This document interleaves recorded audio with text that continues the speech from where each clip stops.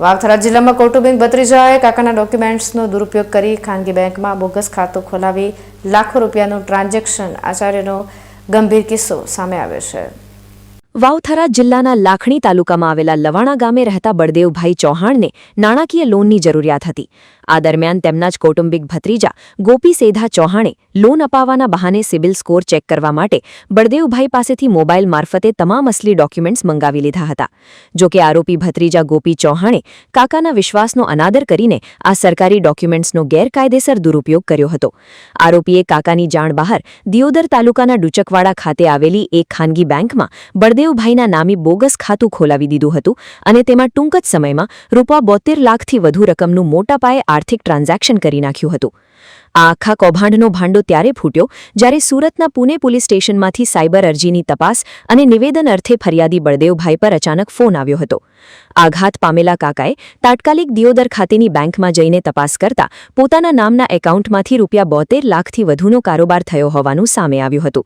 પોતાના જ ભત્રીજાએ ઠગાઈ કરી હોવાનું માલુમ પડતા ફરિયાદી બળદેવભાઈ ચૌહાણે દિયોદર પોલીસ સ્ટેશન પહોંચીને આરોપી ગોપી સેધા ચૌહાણ વિરુદ્ધ ગુનો નોંધાવ્યો હતો અને પોલીસે અસલી ડોક્યુમેન્ટ્સ આધારે બોગસ ખાતું ખોલાવનારા ભત્રીજા સામે ઠગાઈ અને વિશ્વાસઘાતની કલમો હેઠળ ગુનો નોંધીને આગળની તપાસનો ધમધમાટ શરૂ કર્યો છે।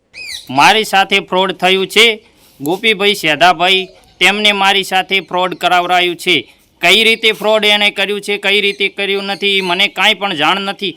મારે હારે ખોટો ન્યાય થયો છે। ડુચકવાડા બ્રાન્ચની અંદર મારું ખાતું ખોલવામાં આવ્યું છે અને મારે ખાતાની અંદર લેવડ દેવડ મોટી થતાં પૂના પોલીસ સ્ટેશનની અંદર જાણ થતાં મને નોટિસ મળી। ત્યાંથી મને ખબર પડી કે મારું ખાતું છે। મેં લવાણા બેંકની અંદર જઈને જોવરાયું તો મારું ડુચકવાડા બ્રાન્ચની અંદર ખાતું ખોલાવવામાં આવ્યું।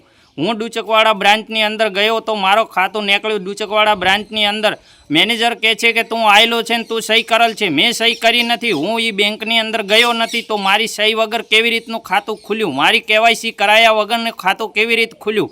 મેનેજરનું કહેવું છે કે અમે એમને એમ થપ્પા મારી દઈએ છીએ અને ખોલી દઈએ છીએ। તો કેટલા હારે આવું ફ્રોડિંગ તો થયું હશે। મારા એક જોડેને પણ અનેક જોડે થયું હશે।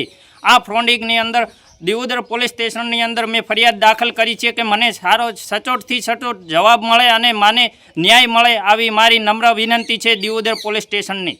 સાયબર ફ્રોડ અને બેંક એકાઉન્ટનો દુરુપયોગ કરીને આચરવામાં આવેલા આ કરોડોના કૌભાંડમાં બેંક કર્મચારીઓની ભૂમિકા સામે પણ સવાલો ઊભા થઈ રહ્યા છે। ખાતું ખોલતી વખતે ગ્રાહક હાજર છે કે કેમ તેની ચકાસણી કર્યા વિના જ એકાઉન્ટ ચાલુ કરી દેવાયું હોવાની બાબત સામે આવતા બેંક પ્રશાસન પણ હરકતમાં આવ્યું છે। પોલીસ હાલમાં આ ખાતામાં ક્યાંથી નાણાં આવ્યા અને ક્યાં ટ્રાન્સફર થયા તે દિશામાં ઊંડાણપૂર્વક તપાસ ચલાવી રહી છે। મને જાણવા મળ્યું હતું એ ભાઈ અહીંયા આવ્યો હતો કે ફોર્મ મેં બેંકમાં સબમિટ નથી કરાવ્યું, પણ અમારી બ્રાન્ચની અંદર કોઈ પણ એકાઉન્ટ કસ્ટમર સિવાય ક્યારેય ખુલતા નથી અને કોઈ શક્ય જ નથી। એના ડોક્યુમેન્ટ પણ ઓરિજિનલ અમારી જોડે છે, અમે એને વેરીફાઈ પણ કર્યા છે અને પાર્ટી પણ અહીંયા બ્રાન્ચમાં હાજર જ હોય તો જ આ એકાઉન્ટ ખુલે, નહીંતર કોઈ ખાતું અમે આવું ખોલતા નથી। વેરિફિકેશન કર્યું ત્યારે ભાઈઓની સહી કઈ કઈ હતી? એવું કોઈ એણે એવું કીધું કે મેં આ સહી મારી નથી, એટલે મેં એના ડોક્યુમેન્ટ તમામ માગ્યા, જેનું ગવર્મેન્ટ પ્રૂફ તરીકે આપણે પાન કાર્ડની અંદર સહી શો થતી હોય છે। તો અમે એના પાન કાર્ડમાં સહી જોઈ તો એના એકાઉન્ટથી મેચ નથી થતી, પણ એણે જે પોલીસમાં કાંઈક અરજી કરી છે એ અરજીમાં પણ એ સહી નથી। જે પાન કાર્ડમાં અલગ છે, પોલીસ અરજીમાં સહી અલગ છે અને બેંકના એકાઉન્ટમાં પણ સહી અલગ છે। એટલે એ કસ્ટમર ક્યાંક ને ક્યાંક જૂઠું બોલતો હોય એવું પણ મને લાગે છે। આજના ડિજિટલ યુગમાં પોતાના અંગત કાગળો કે ડોક્યુમેન્ટ્સ કોઈને પણ આપતા પહેલા કેટલી સાવચેતી રાખવી જરૂરી છે તે આ ઘટના પરથી સાબિત થાય છે। પોતાના જ સગા કૌટુંબિક ભત્રીજાએ રચેલી આ ઠગાઈની જાળે એક સામાન્ય પરિવારને સાયબર ગુનાના ચક્રવ્યૂહમાં ધકેલી દીધો છે।